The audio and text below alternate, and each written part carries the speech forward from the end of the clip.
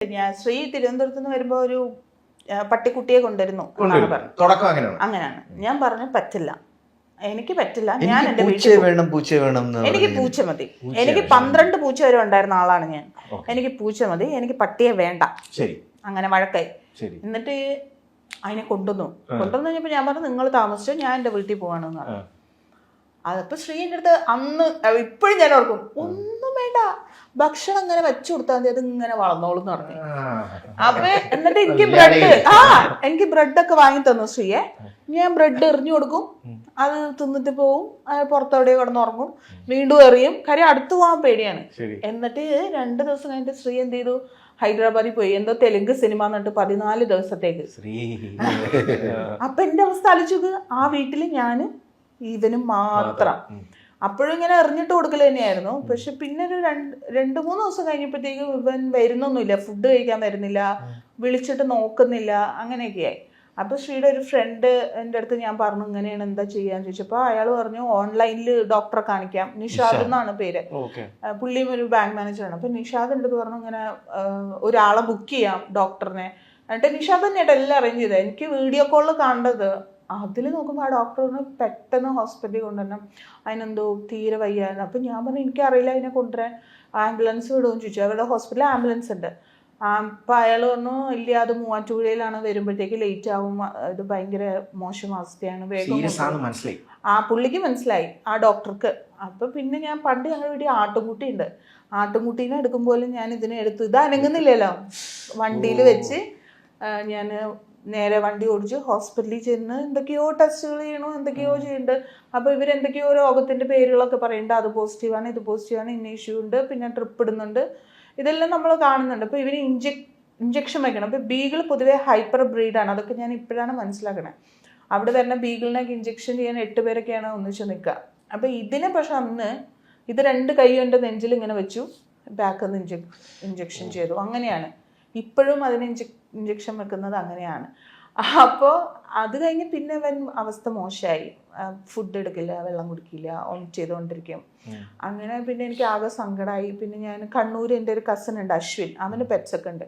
അശ്വിൻ്റെ അടുത്ത് ഞാൻ പറഞ്ഞപ്പോൾ അശ്വിൻ പറഞ്ഞു കണ്ണൂർ ഒരു ഡോക്ടറുണ്ട്, ചേച്ചി ഇങ്ങോട്ട് പോകാമെന്ന് പറഞ്ഞു. ഞാൻ ഇവിടുന്ന് അവനെ വണ്ടിയിലിട്ട് കാർ ഓടിച്ച് ഞാൻ കണ്ണൂർ പോയി. ആ ഡോക്ടറെ അടുത്ത് ചെന്നപ്പോൾ ആ ഡോക്ടർ ചോദിച്ചു, എറണാകുളത്ത് സുനിൽ ഡോക്ടറാണ് അവനെ ഞാൻ ആദ്യം കാണിച്ചത്. എന്തിനാ സുനിൽ ഡോക്ടറെ അടുത്ത് നിങ്ങോട്ട് വരണം, കേരളത്തിലുള്ള എല്ലാ ഡോക്ടേഴ്സും ഈ ഡോഗ്സിന്റെ കാര്യത്തിൽ ഡൗട്ട്സ് എന്തെങ്കിലും വന്നിട്ടുണ്ടെങ്കിൽ വിളിച്ചു ചോദിക്കണം സുനിൽ ഡോക്ടറിനെയാണ്. അത്രയും പ്രഗത്ഭനായ ഒരാളുടെ അടുത്തുനിന്ന് എന്തിനാണ് ഇങ്ങോട്ട് കൊണ്ടുവന്നതെന്ന് ചോദിച്ചു. അപ്പം എൻ്റെ പ്രതീക്ഷയൊക്കെ നശിച്ചു. അപ്പം അശ്വിൻ പറഞ്ഞു ചേച്ചി നമ്മൾ പോകുന്ന വഴി ആ പറശ്ശിനിക്കട, നമുക്ക് മുത്തപ്പനെ കൊണ്ടുപോയി കാണിക്കാൻ പറഞ്ഞു. അങ്ങനെ മുത്തപ്പൻ തെയ്യം ഉണ്ടായിരുന്നു, മുത്തപ്പന് ഓസ്കീനെ എടുത്തു. ഞാൻ പറഞ്ഞു അങ്ങനെ തീരെ വയ്യാന്ന് പറഞ്ഞപ്പോൾ മുത്തപ്പൻ പറഞ്ഞു അതെന്താ കുട്ടീനെക്കാട്ടും കാര്യമായിട്ട് ഞങ്ങൾ കൊണ്ടുവന്നത്, അതൊക്കെ ശരിയാവും, ഒന്നും കൂടി ആശുപത്രി കൊണ്ടുപോകുന്ന പറഞ്ഞു. ഞാൻ പറഞ്ഞു ഇനി കൊണ്ടുപോകാനൊന്നും ഇല്ല. അതിൻ്റെ ഇടയിൽ ഞങ്ങൾ ആലപ്പുഴ ഒരു ഡോക്ടറെ കാണിച്ചിരുന്നു. അങ്ങനെ 2-3 ഡോക്ടേഴ്സിനെയൊക്കെ കാണിച്ചു. പിന്നെ എല്ലാ പ്രതീക്ഷയും നശിച്ചാണ് ഞാൻ കണ്ണൂരിൽ നിന്ന് തിരിച്ചു വരുന്നത്. അപ്പോഴേക്കും കണ്ണൂരിൽ നിന്ന് ഞാൻ ടെസ്റ്റ് ചെയ്യുമ്പോൾ അവൻ്റെ കൗണ്ട് 15,000 മിനിമം വേണ്ടത് 1,20,000 പ്ലേറ്റ്ലെറ്റ് കൗണ്ട് വേണ്ടത്. 1,20,000 വേണ്ട സ്ഥലത്ത് 15,000 ഉള്ളൂ. അങ്ങനെ ഞങ്ങൾ അവിടുന്ന് യാത്ര ചെയ്ത് വരുന്ന വഴിയൊക്കെ ഓസ്കി വോമിറ്റ് ചെയ്തു. പിറ്റേ ദിവസം രാവിലെ എനിക്ക് മറിമായം ഷൂട്ടുണ്ട്. ഞാൻ എൻ്റെ വീട്ടിൽ അവനെ ആക്കിയിട്ട് ഞാൻ ഷൂട്ടിന് പോയി. ഒരു 2-3 മണിക്കൂർ കഴിഞ്ഞപ്പോൾ അമ്മ വിളിച്ചിട്ട് പറഞ്ഞു നീ ഒന്നും ഇങ്ങോട്ട് വാ, അമ്മയ്ക്ക് കണ്ടു നിൽക്കാൻ വയ്യ, അവനെന്തോ വയ്യായികയായി പോയി എന്ന് വെച്ചാൽ ഒരു വല്ലാത്ത രീതിയിൽ കാണിക്കുന്നു. അറ്റ്ലീസ്റ്റ് ഹോസ്പിറ്റലെങ്കിലും കൊണ്ട് വയ്ക്കുക, അവിടെ നിന്ന് എന്തെങ്കിലും സംഭവിച്ചാലും കുഴപ്പമില്ല എന്നുള്ളത്. അങ്ങനെ ഞാൻ വീണ്ടും അപ്പോഴേക്കും എനിക്ക് ശ്രീനോടത്തൊക്കെ ദേഷ്യമായി തുടങ്ങി. കാര്യം ഞാൻ ശ്രീനെ വിളിച്ച് കുറേ വഴക്ക് പറഞ്ഞു. ഞാൻ പറഞ്ഞു ഇതിനെ എനിക്കറിയില്ല, എനിക്ക് ഭ്രാന്ത് വരാണ്, ശ്രീ ഒന്ന് ആ ഡോക്ടറെ വിളിച്ച് പറയും, അറ്റ്ലീസ്റ്റ് അവിടെ ഉണ്ടാവാൻ പറയും, ഡോക്ടർ ഭയങ്കര തിരക്കുള്ള ആളാണ്, നമുക്ക് നമ്മുടെ ആവശ്യമല്ലേ വരുന്നത്. ശ്രീ എന്നിട്ട് ഡോക്ടറെ വിളിച്ച് റിക്വസ്റ്റ് ചെയ്തു ഡോക്ടർ ഒന്ന് വരണം. ഡോക്ടർ ഒന്ന് മൂവാറ്റുപുഴയിലായിരുന്നു, വന്നു. പക്ഷെ വന്ന് ഇവനെ കണ്ടു. അപ്പോൾ ഡോക്ടറിൻ്റെ അടുത്ത് പറഞ്ഞു ലണ്ടനിൽ എവിടെ ഒരു മരുന്ന് കണ്ടുപിടിച്ചിട്ടുണ്ട്, സാമ്പിള് 10 വരും, ഇപ്പൊ വരും, കുറച്ച്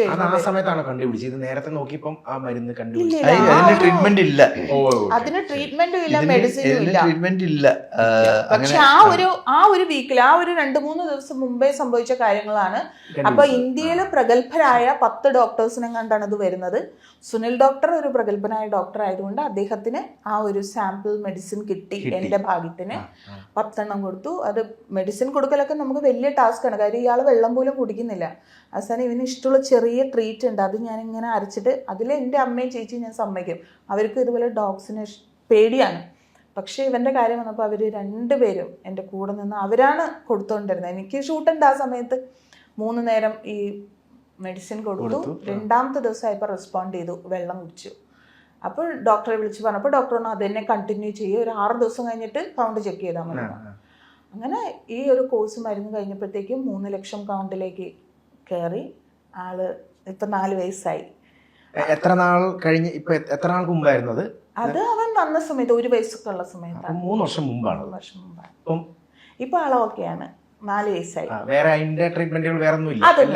ഒന്നുമില്ല. അല്ല, അതിന്റെ ഇടയ്ക്ക് വേറെ ഇപ്പം ഈ ഒരു സമയത്ത് ഈ എന്റെ കേദാറിന് 1 വയസ്സായില്ലേ, ആ ബർത്ത്ഡേയുടെ അന്ന് അവൻ സൂചി വിഴുങ്ങി.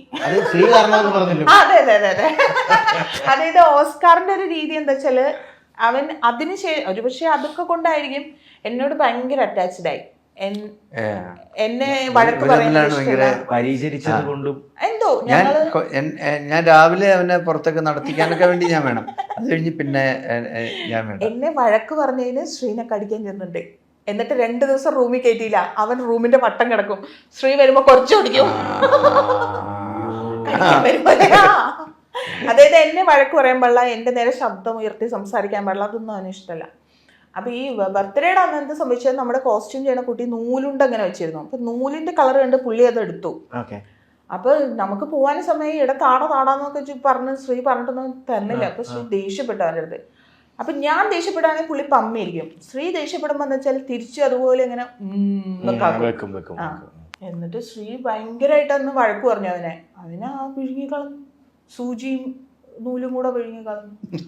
പിന്നെ ഞാൻ വീണ്ടും സുനിൽ ഡോക്ടറിനെ, ഡോക്ടർ സൂചി വിഴുങ്ങി.